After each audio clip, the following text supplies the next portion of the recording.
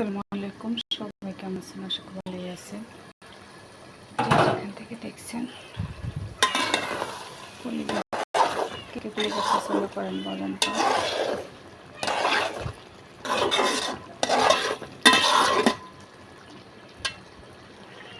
এই যে কলিজা বোনা করতে আছে, প্রায় শেষের দিকে।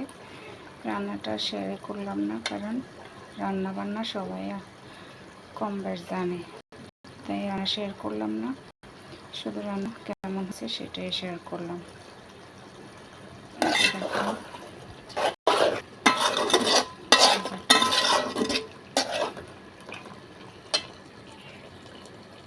মাশাআল্লাহ, অনেক লোমিয়া হয়েছে।